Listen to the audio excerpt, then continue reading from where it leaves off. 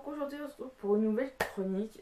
Voilà, on est en plein confinement, donc je pense que tout est bon pour rattraper des chroniques en retard ou pour lire plus de livres. Moi, c'est pour rattraper une chronique en retard depuis quasiment début du mois de mars. Bref, je viens aujourd'hui vous parler du tome 6 des aides d'Alexandre, donc Sirène d'Anne Robillard, édité chez Michel Lafon.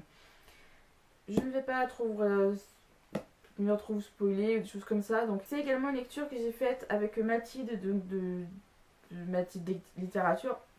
Je vous mettrai tout en barre d'infos, son Instagram, son blog, sa chaîne YouTube, tout pour que vous ayez au moins accès à ce qu'elle a lit. C'était toujours très intéressant. Donc voilà, sachez qu'actuellement j'ai à côté de moi, et ça se voit pas trop, j'ai ma tablette avec ma chronique numérique comme ça. Je vais pas trop vous montrer pour pas trop vous spoiler, parce que de toute façon, comme je disais, je vais pas trop vous dévoiler tout non plus là. Mais je crois que c'est parti. Je remets juste en plein écran.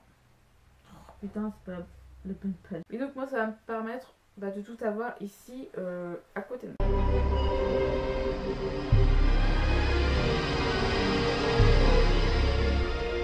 Pour le résumé, je vais pas vous résumer celui-ci, parce que comme je l'ai dit, c'est un tome 6. Mais en fait, en gros, on va suivre le personnage d'Alexandre. Je vous résume vite fait le temps, on va pas un peu dans le tome 1 et le contexte où on est. On suit donc Alexandre, qui est une ado qui, du jour au lendemain, perd ses parents dans un accident de voiture. Et elle est donc recueillie par sa tante Tatiana Kalinowski, donc qui habite pas si loin de ça que chez elle, et qui vient donc, tout comme elle, d'une famille d'origine russe, et qui possède donc des pouvoirs de fée. Et on va donc suivre Alexandre dans son péripétie pour développer ses dons de fée, etc. Et surtout le monde féerique qui nous entoure. Et donc dans le tome 6, suite aux différents événements du tome 5, Alexandre se retrouve à devoir enquêter sur d'autres, enquêter avec l'aide de Christian, Sarah et de David sur des agissements hors du Québec.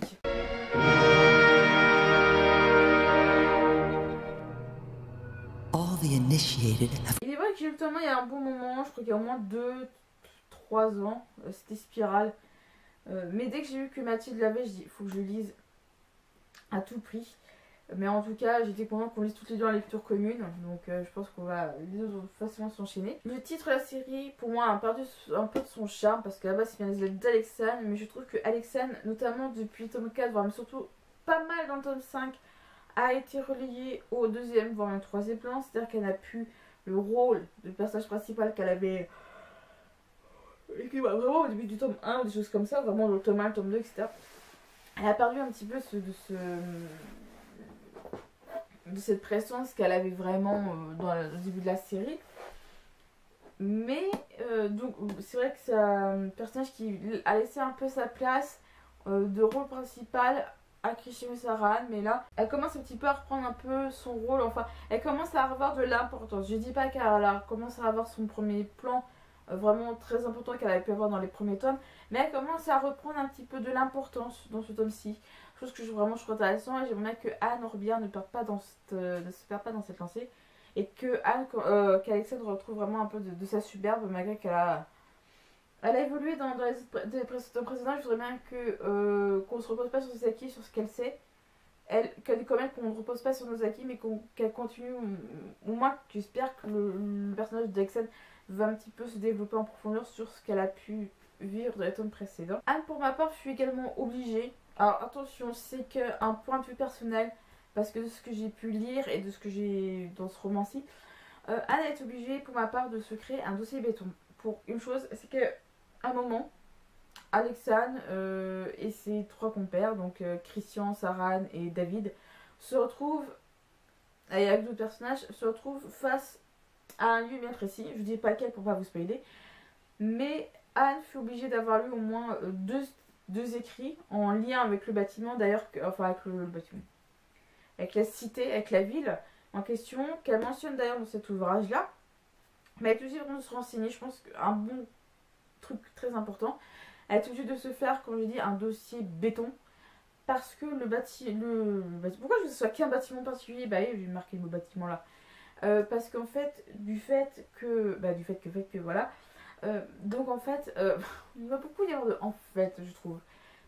C'est le fait que donc la cité, Anne, comme beaucoup d'auteurs, pour nous plonger dans l'univers, doit bien décrire les choses dans ce sens-là. Et donc elle a décrit la ville d'une très belle manière, mais j'ai peur que si elle s'était pas renseignée avant, elle n'aurait pas pu faire une description détaillée de la ville sur justement la configuration par exemple des bâtiments de la dite cité.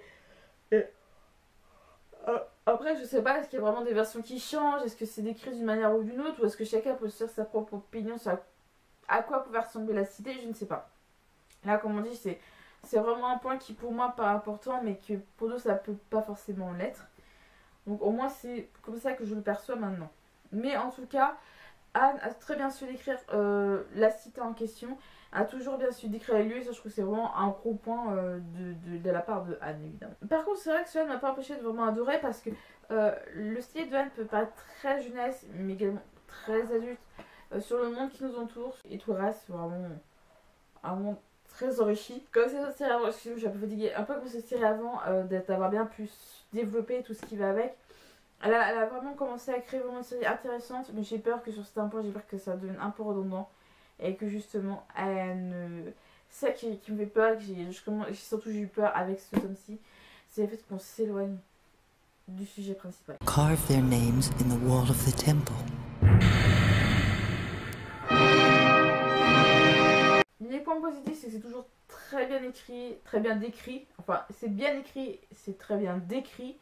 Il commence à y avoir vraiment une étoffe un univers qui s'étoffe, très important. Mais en point négatif, comme je disais, le personnage d'Alexandre qui est relégué, selon moi, au deuxième, voire bien troisième plan, qui commence à reprendre un peu sa superbe, mais qui est toujours un peu en retrait. J'espère aussi également que ça reste un point négatif, que on commence à s'éloigner du pitch de départ, en tout cas du premier tome, même si ça, ce n'est que le...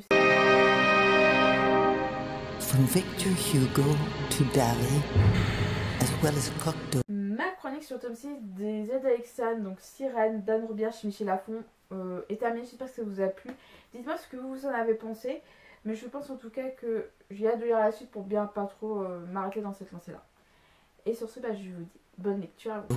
The great masters have left us the key.